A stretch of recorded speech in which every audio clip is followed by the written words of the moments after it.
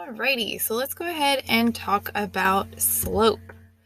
So slope is the rate at which the dependent variable changes in relation to the independent variable.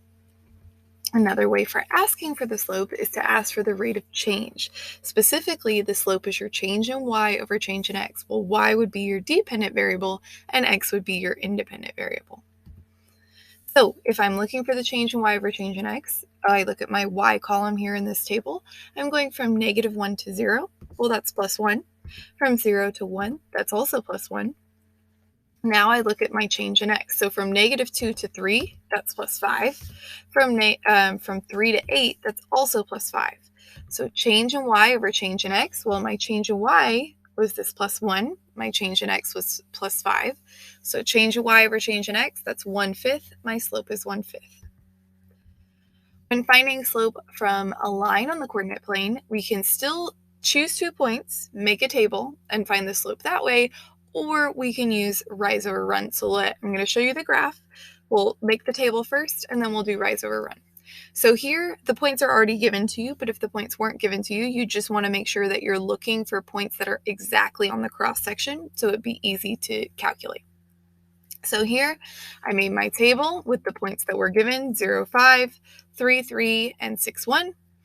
And I see that my change in y, from 5 to 3, I subtract 2. From 3 to 1, I subtract 2. On the other side, for change in x, I have 0 to 3, that's +3. 3 to 6 is +3. So my slope, change in y over change in x, -2/3. Well, I can also find this just from the graph. To do that, I'd be finding rise over run. So I do my rise first. Rise is your change in the y. So from 5 to 3, I go down 2. And then I'd run, as in my change in x. Well, from 0 to 3, I run 3. So rise over run, -2/3. You get the same slope no matter which way you do it. There is also the option to do it on the calculator, so we'll go over that now here. This question says, after X hours of rainfall today, Yvette recorded the amount of inches of rain in Y in a rain gauge. The table shows the linear relationship recorded for the rainfall. How many inches of rain was in the gauge before the rain began today? What is the rate at which the rain fell in inches per hour? Okay, before we began, that's our starting point, which we'll talk about in a second. That's our y-intercept. But the rate at which the rain fell in inches per hour, that's our slope.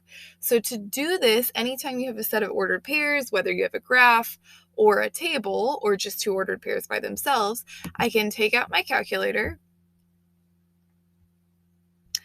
and I can go to Stat, and I'm going to hit enter on the edit, and then I'm going to type my x values in list 1. Your x values are always the first column in the table. So here we have 3, 4, and 5.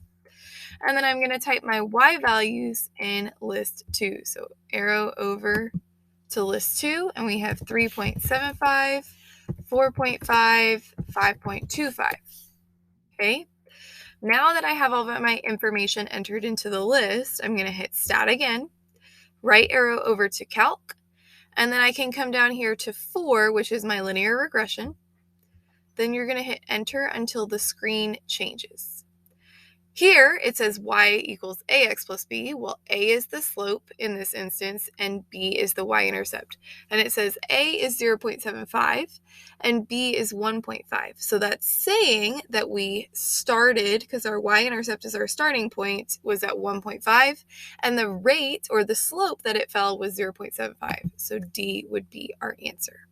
All right, guys, you can move on to the next video.